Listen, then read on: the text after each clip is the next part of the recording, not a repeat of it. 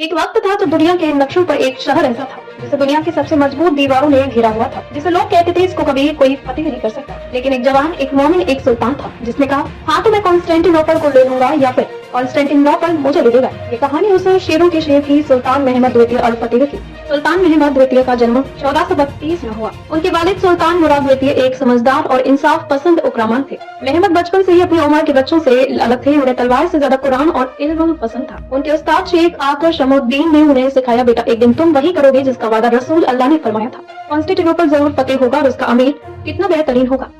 जब महमद सिर्फ 19 साल के थे तब उनके वालिद ने उन्हें ताज पहनाया। दुनिया के सबसे जवान सम्राट बने। लेकिन उसके तुरंत बाद रोमन सम्राट कॉन्स्टेंटाइन 11 ने महमद को कमजोर समझा। सोचा ये तो एक जवान लड़का है, कुछ नहीं कर पाएगा। लेकिन महमद ने उसका फैसला कर लिया, अब वक्त आ गया है रोम के इस शहर को इस्लाम के परचम के नीचे ले आया जाए। कॉन्स्टेंटिनोपल की दीवार 60 फीट ऊंची थी, समुद्र से गहरी हुई थी, 3 परत दीवार के रूप में। दुनिया की किसी भी फौज ने उसे कभी नहीं तोड़ा। लेकिन महमद के पास कुछ अलग था, एक मजबूत ईमान और एक दिमाग जो रणनीति से भरा था। उसने अपने इंजीनियरों से दुनिया का सबसे बड़ा टोपी बनवाया, वेस्ले का कैनन, जो एक बार फायर होने पर जमीन हिला देती थी। जब महमद की फौज समुद्र से गुजर नहीं पा रही थी तब महमद ने एक करिश्मा कर दिखाया। उसने अपने सैनिकों को हुक्म दिया, जहाजों को जमीन के ऊपर से गुजारो। और हम रात जब दुनिया सो रही थी, महमद के मुजाहिद 70 जहाजों को रख कर पहाड़ों के पार ले गए। सुबह जब बिजांटीन सेना ने देखा मुस्लिम नौसेना पहाड़ों के ऊपर से आ रही है तो उनके हौसले टूट गए। 29 मई 1453 सुबह का वक्त महमद ने अपनी फौज से कहा, हाँ तो हम इस शहर को जीत लेंगे या शहादत हमारी तकदीर होगी।